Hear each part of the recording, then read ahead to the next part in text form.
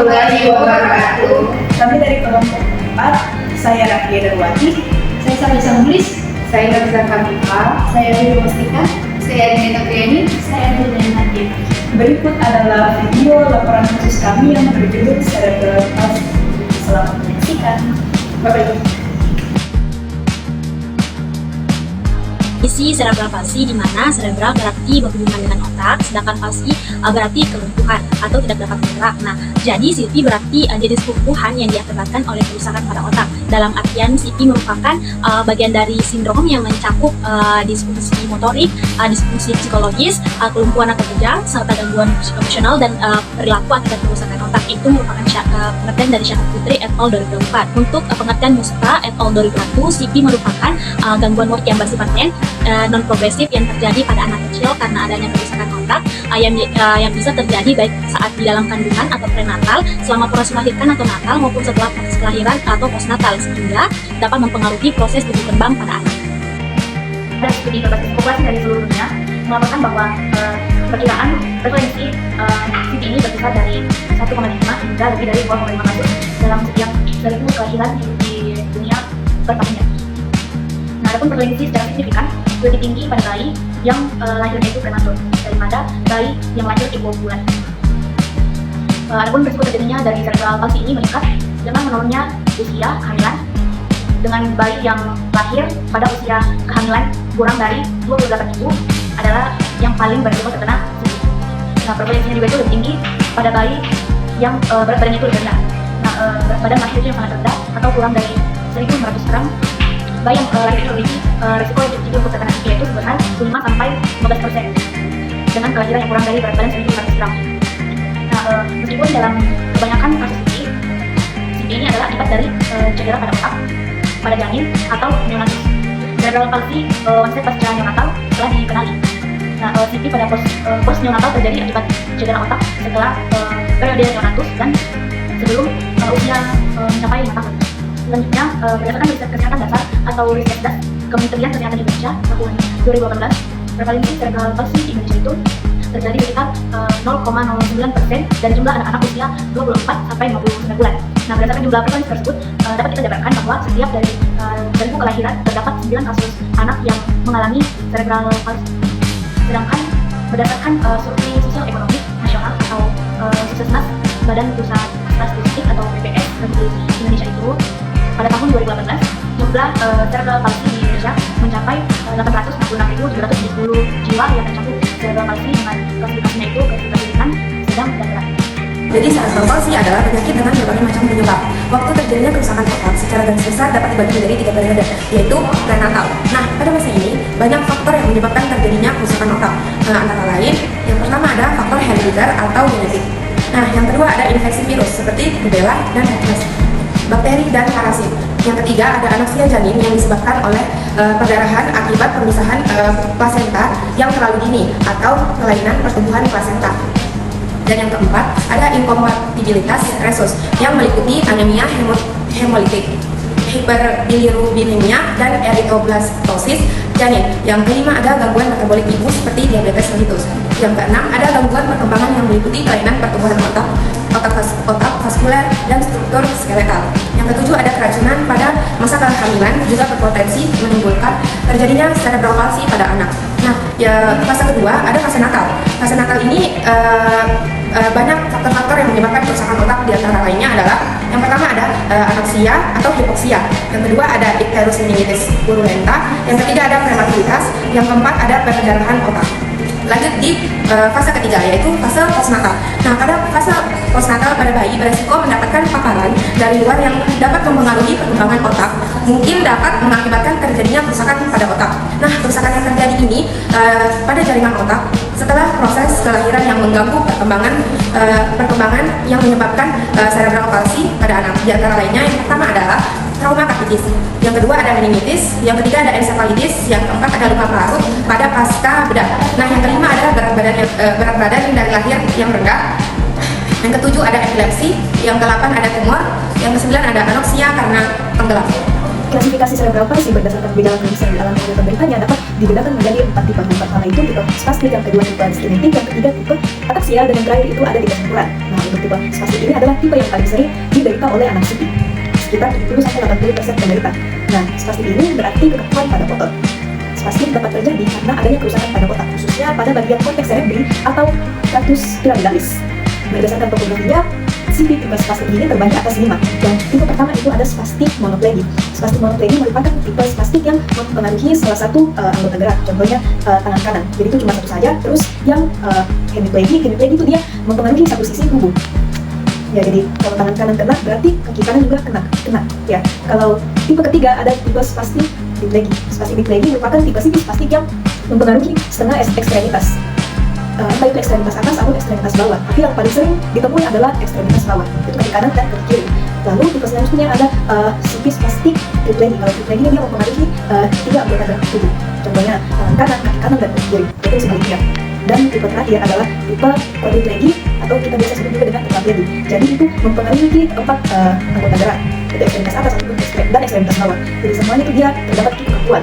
Jadi tipe yang kedua adalah tipe diskinetik. Tipe diskinetik ini membuat otot di area ekstremitas atas, ekstremitas bawah, dan otot di badan lainnya mengalami gerakan secara spontan. Nah, gerakan secara spontan ini terjadi secara perlahan, terus anak itu menggeliat dan tidak terkendali. Jadi ini gerakan involunteer. Tapi pada beberapa kasus, tipe diskinetik ini disertai dengan kejang dan ada gerakan yang kasar. Nah, gerakan akan menghilang jika anak ini tidur. Diskinetik ini terjadi sekitar 10-15% pada kasus CP. Nah, untuk tipe diskinetik ini terbagi lagi menjadi 2, yaitu tipe dystonik dan tipe atetoik. Selanjutnya merupakan CP tipe ataksia. Nah, tipe ataksia ini terjadi akibat kerusakan pada cerebellum, di mana ini mempengaruhi koordinasi gerakan, keseimbangan, dan gangguan postur. Tipe ini paling jarang ditemui pada penderita CP, yaitu hanya sekitar 10-15% dari penderita. Itu merupakan CP campuran, di mana CP tipe ini merupakan gabungan dari 2 jenis CP. Dan yang paling sering terjadi itu adalah gabungan antara CP spastik dan atetoik. Prognosis dari cerebral tipe spastik diplegi. Sebagai atas 4 faktor yang menulis prognosis dari pasien dengan tipe cerebral palsy ini. Yang pertama ya tingkat keparahan. Mana tingkat keparahannya semakin kecil tingkat keparahan pasien, maka depannya pasien dapat mudah dilatih dan prognosisnya lebih baik. Yang kedua ialah lokasi dan luas area kerusakan otak. Jadi semakin kecil area otak, maka semakin bagus prognosisnya juga. Yang ketiga ialah semakin dini terapi atau pengobatan yang didapat oleh pasien ini. Jadi semakin dini pasien mendapatkan penanganan, maka semakin baik juga prognosis ke depan. Dan yang keempat ialah kondisi kesehatan. Jadi jika pasien dengan tipe ini tanpa mengalami komplikasi dengan penyakit lain atau kondisi yang dapat memperparah kerusakan otak, maka dapat memperparah prognosis. Jadi semakin kecil komplikasi yang lain, maka semakin bagus juga prognosis.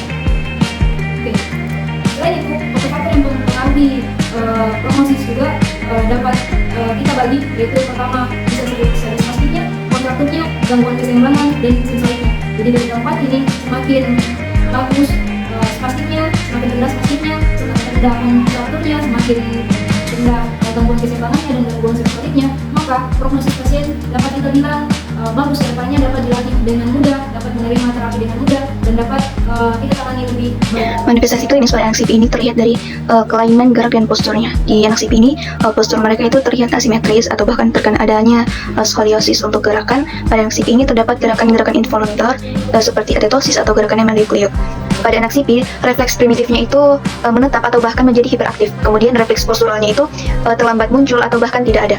Kemudian pada beberapa kasus anak CP juga ini mengalami gangguan pada penglihatan, lalu pada bicara, juga kognitifnya, kemudian pada keseimbangan, lalu pada koordinasinya, dan tentunya pada anak CP itu terdapat spastisitas atau kontraksi otot yang terus-menerus, kemudian diikuti dengan hipotonus atau hipertonus. Baik, untuk diagnosa pembanding. Jadi untuk diagnosa pembanding dari cerebral palsy tipe spastik ini ada 3. Yang pertama ialah multiple sclerosis atau MS, di mana penyakit ini adalah penyakit autoimun yang menyerang sistem saraf pusat pada seluruh jari yang menyebabkan gangguan koordinasi, gangguan pada motorik, dan menyebabkan kelemahan otot, sehingga penyakit ini dapat bergejala mirip dengan pasien CP tipe spastik diplegi.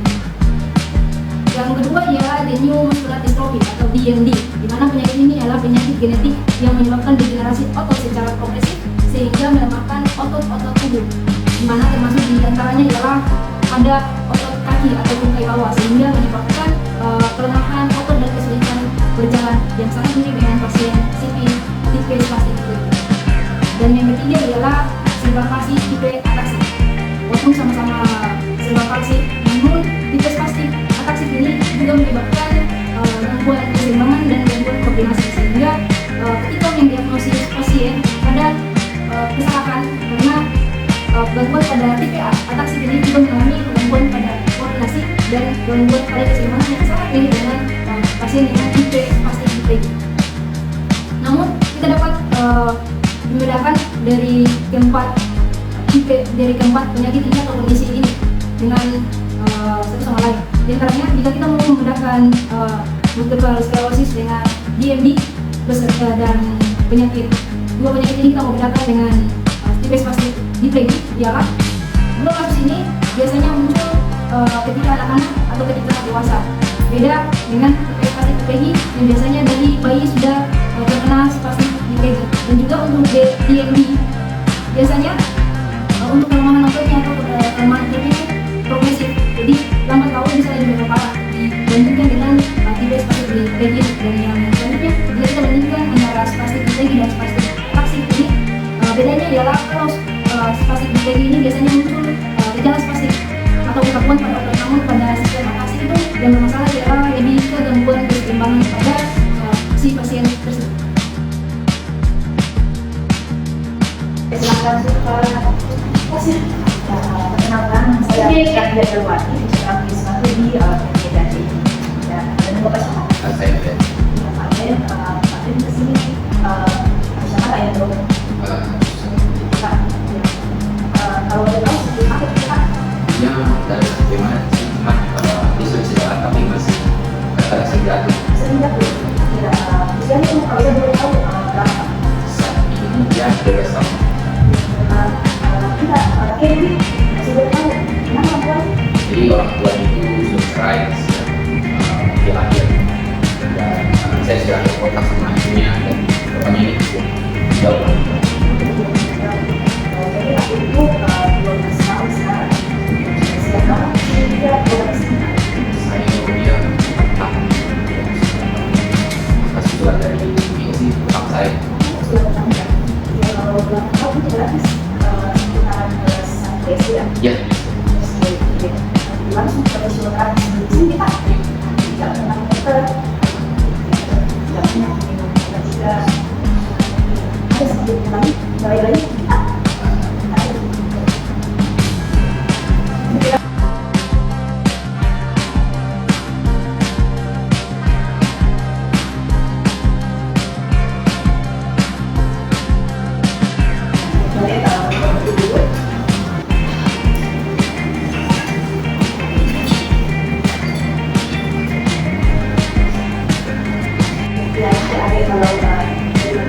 Jalan ya, berjalannya terus jalan.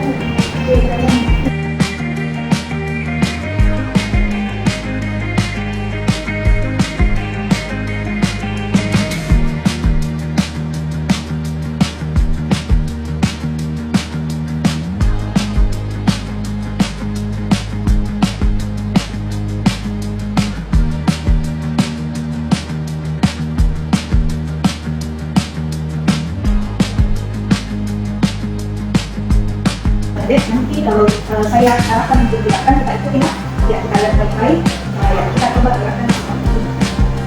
Oke, coba ikutin.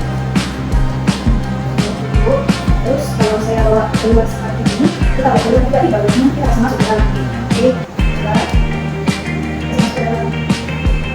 Oke, cukup. Seperti ini, terus kalau saya masuk ke dalam, seperti keluar ini, oke ya. Oke. Masih kerja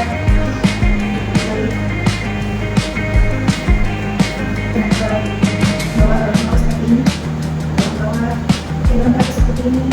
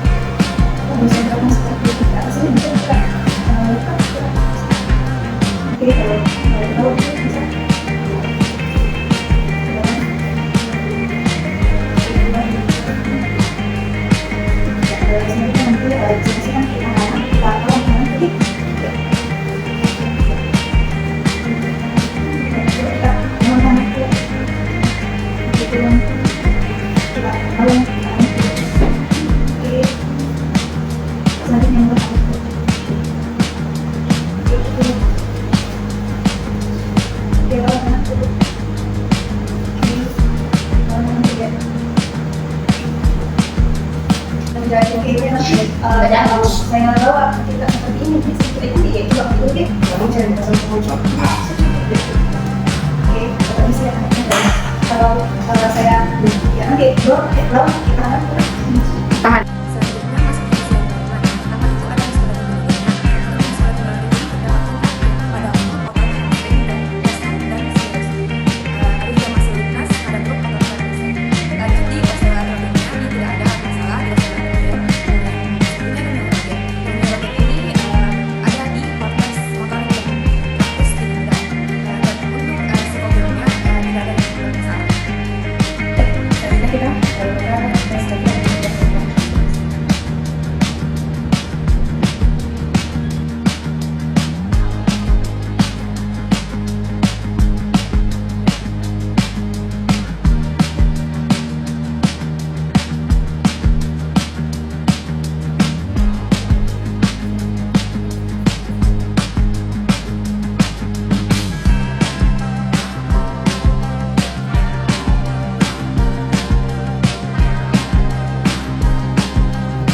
Ya, coba kita bawa ke sana.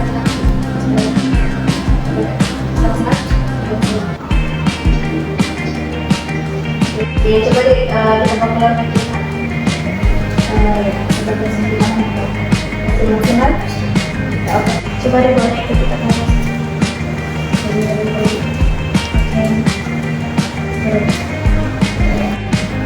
Ya deh, coba kita tekan ke bawah ke atas. Ekstensi ini sebatas yang kita bisa lihat. Oke. Ya, coba lipat.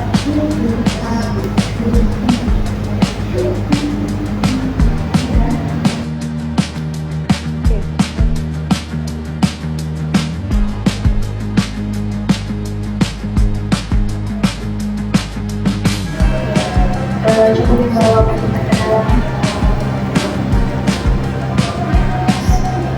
Oke deh, bawa kita ke atas. Oke, kasih kembali. Sekarang coba bawa kita ke bawah. Ya, tadi coba bawa kaki kita ke dalam. Ya. Ayo. Sudah? Oke, kasih kembali. Coba bawa lagi kaki kita keluar. Oke, kembali. Sudah. Oke, hari ini bisa dibawanya sebelah sini bisa dibawa ke atas. Ya, nah, saya bertahan. Oke, lawan ya. Satu lagi. Kuat, terus, kuat. Oke. Selanjutnya sebelah sini, bawa lagi kayak tadi deh ke atas. Oke. Naik ke atas sampai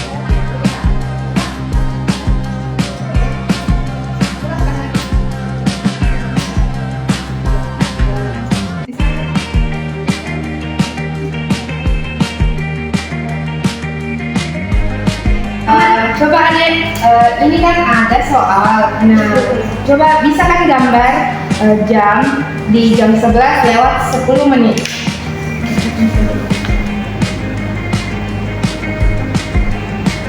Kalau nanti kakak ada sebut huruf A, nanti adiknya sekali aja ya. Sudah ngerti? Sudah. Coba F, B, A, C, M, N, A, D, K, L, B, A, F. Ya adek, ya kalau di rumah deh makan sendiri atau dibantu? Makan sendiri. Kalau mandi biasanya dibantu sama kakek atau sendiri? Oh mandi sendiri. Kalau pakai baju, mengisi lampu apa bisa sendiri? Oh bisa. Kalau bawa kecil bisa. Bawa besar juga ya. Itu bisa sendiri. Oh ya kalau ke toilet sendiri ya, tidak perlu lagi bantuan kakek ya. Bisa kemana-mana sudah bisa sendiri ya. Kalau biasa di taman bisa sendiri ya, sama bantuan bisa ya. Kalau kemana-mana sudah bisa sendiri, di taman juga bisa sendiri ya. Oke, Anjay.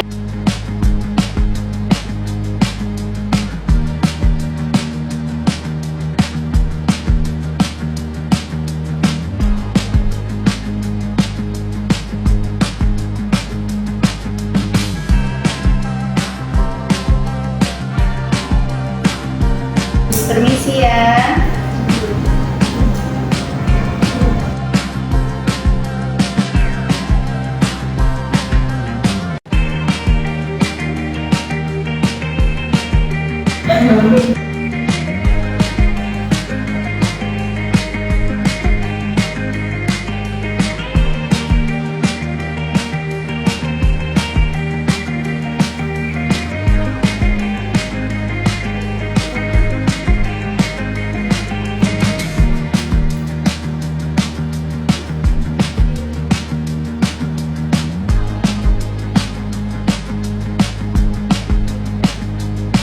Buka dulu satu. Tahan benar. Angkat, oke, tahan. Angkat. Oke, lagi. Angkat.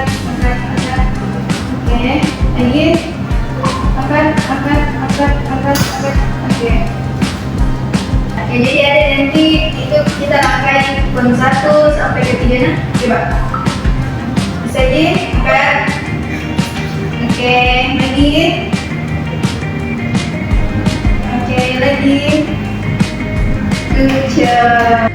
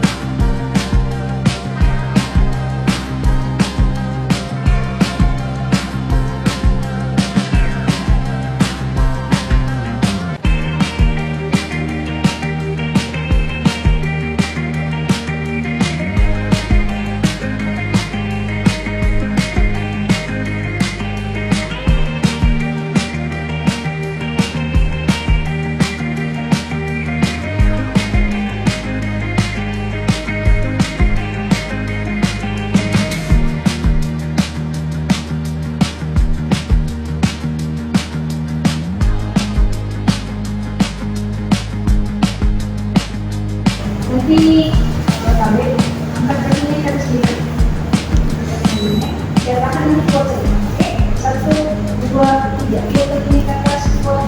Oke. Sebelahnya lagi, kuat ke atas, 1, 2, 3, kuat. Gitu, kuat. Kuat. Alina. Oke, kakinya ke atas begini. Oke, 1, 2, 3, kuat. Kuat. Ke atas, 1, 2, 3, kuat. Ya, oke.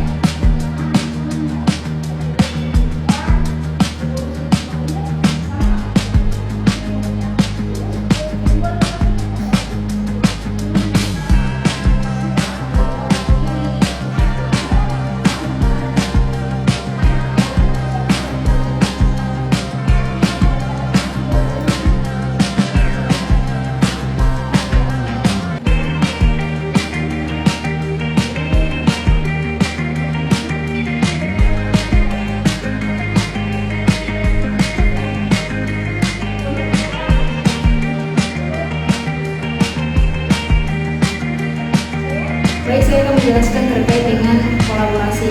Karena kita bisa lihat pasien sudah dalam kognitif yang baik.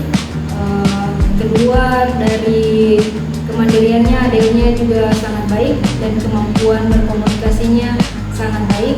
Maka yang perlu kita tingkatkan ialah postur tubuh dan keseimbangan dari pasien yang memang keseimbangannya ini sudah baik. Jadi yang pertama kita kerjasama dengan prostetik ortetik untuk alat bantu untuk jalan, karena posisi kakinya masih semi-flexi, jadi masih membutuhkan alat bantu kaki untuk perbaikan postur kaki. Dan yang kedua, kita bisa kerja kolaborasi dengan tenaga gizi untuk terkait dengan nutrisi untuk anak tersebut. Dan yang ketiga ialah dengan spesialis anak atau dokter spesialis saraf untuk melihat perkembangan saraf, perkembangan otak dari anak tersebut.